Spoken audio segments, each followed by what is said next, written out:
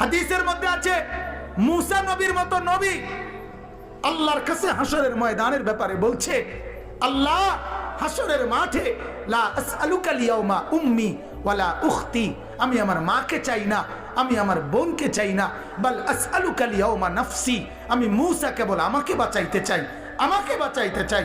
আল্লাহ আমাকে বাঁচান। হাসরের মাঠ আমার বড় ভয় হয়, হাসরের মাঠ আমার বড় ভয় হয়।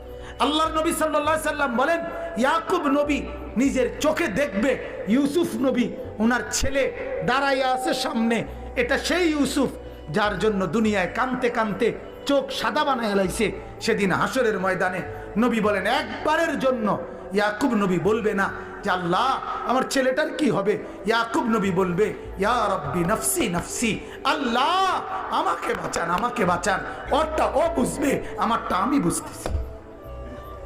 এটারে হাসরের মাঠ বলে। বাজার এই মুসলমান, আল্লাহর নবী সাল্লাল্লাহু আলাইহি ওয়াসাল্লাম হাসরের ময়দানের ব্যাপারে এতটা নবীজি নিজেও চিন্তা করতেন। আপনারা সবাই শুনছেন, জানেন, 5 ওয়াক্ত নামাজের পরে ওলামায়ে কেরাম থেকে জিজ্ঞেস করে দেখেন, 5 ওয়াক্ত নামাজের পরে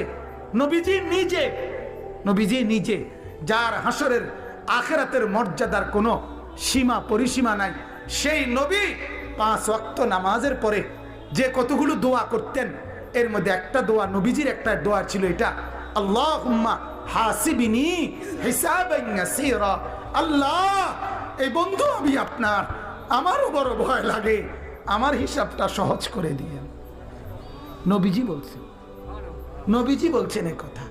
অথচ নবীকে আল্লাহ বলছে, ওয়ালাল আখিরাতু খায়রুল লাকা মিনাল উলা, বন্ধু দুনিয়াতে আপনাকে যা দিলাম, আখিরাতে যা দেব, এই দুনিয়ার গুলোর চাইতে ওইগুলো অনেক বেশি উত্তম, অনেক বেশি দামি।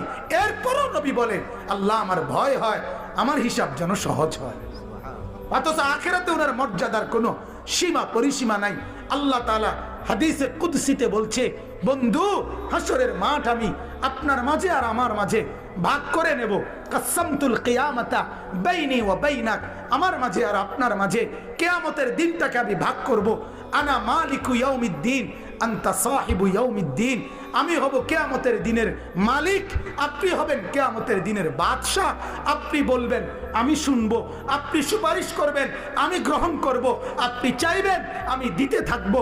আপনার হাতে আমার ইজ্জতের পতাকা দেব, আপনার জন্য আমার আরশের নিচে মাকামে মাহমুদের আলাদা জায়গা দেব, আপনার জন্য জান্নাতের দরজা প্রথম খোলার উদ্বোধনের অধিকার আপনাকে দেব।